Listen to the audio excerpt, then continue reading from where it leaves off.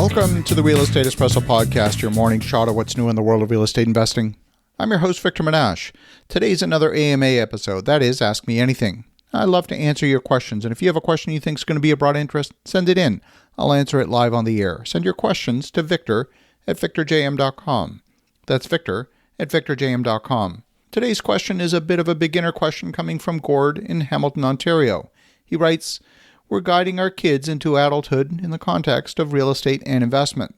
My kids are 20 and 22, one living at home, working on an HVAC apprenticeship, and the other in university for teaching. He's living in another city and working part-time. They're both very responsible with their money and saving for their futures. I want to guide them as to how they should save or invest now so that one day they can own a home. After all, it's looking less and less affordable. My son, in the HVAC apprenticeship, wants to buy a 2-unit and live in one eventually to start out, but I'm having difficulty knowing how to guide him correctly." Well, Gord, this is a great question. I've often said that if you can't afford to buy a house, you should buy two. That's exactly what we're talking about. The structure of that deal will depend a little bit on the base income of your kids, but as a first-time buyer, they should qualify for a high-ratio insured loan. The structure we're talking about in Canada is a CMHC insured loan. You'll pay an insurance premium on the loan, which means a slightly higher rate, but you'll also get a high-ratio loan. These loans max out at 95% loan to cost. The specifics of the program allow for $500,000 to be loaned out at 5% down payment, and then a 10% down payment for anything above $500,000 to a maximum purchase price of $1 million.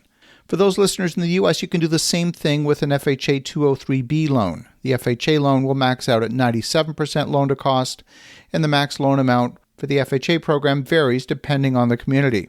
Generally speaking, the name of the game here is to get rental income from the second unit in a duplex to subsidize the cost of ownership of your principal residence.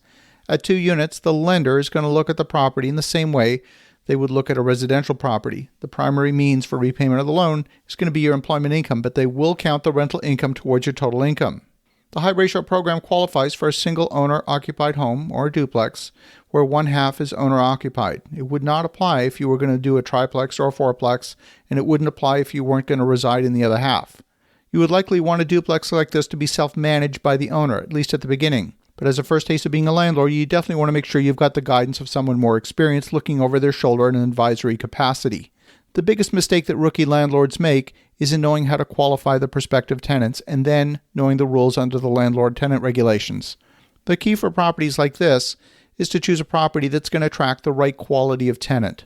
If you choose a property that's at the lower end of the income spectrum, you run the risk of attracting tenants that can't afford the rent. These are the ones that are going to be nickel and diming you all the way along. They're the ones that are going to be willing to rent a lesser property for $100 less a month because $100 a month will make a huge difference in their quality of life. In my experience, you don't want to be the cheapest property in the market. You also don't want to be the most expensive property in the market. Get yourself a property that's going to attract the right kind of tenant that you ultimately want living in your property for a long time. A duplex can be a great house hack.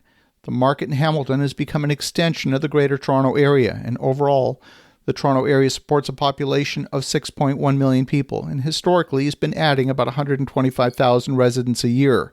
If you're going to invest in the Hamilton market directly, there's 2 plays. Number 1, focus on people who live and work in the Hamilton market, or number 2, focus on people who live in Hamilton but work in Toronto. The extension of the GO train into Toronto has made Hamilton a comfortable commute for those who work downtown but want to live in a lower-cost area.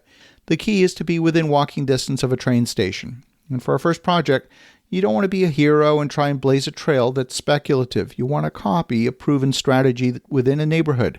Prices are up sharply this year in Hamilton, as I'm sure you know.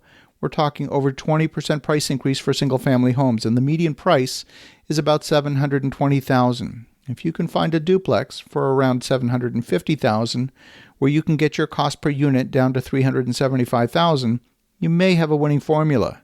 The big question is how much the bank is going to be willing to lend you as a max loan amount, and this is usually limited by looking at the total debt service as a percentage of your total income.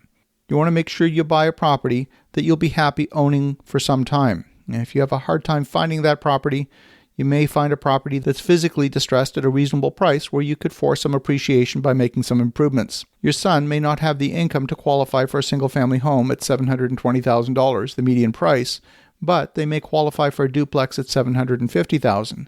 The addition of the rental income, when added to your son's employment income, may be enough to make the project viable. Later down the road, that first investment could act as a stepping stone to bigger and better properties. There are high-quality mortgage brokers who are investor-oriented who can help you and your son with the specifics of determining whether a particular property will work financially for your son's situation. It's from these modest beginnings that investors buying their first property in their 20s can grow to having a vibrant portfolio which can provide financial freedom later in life. The message here is one of encouragement, and if you need help with finding some high-quality people in your local market who are trustworthy and knowledgeable, feel free to reach out to me, and I'm happy to make some introductions. I want to thank you, Gord, for a great question. And for the listeners at home, if you can't afford to buy a house, perhaps you should buy two. Have an awesome rest of your day. Go make some great things happen. We'll talk to you again tomorrow.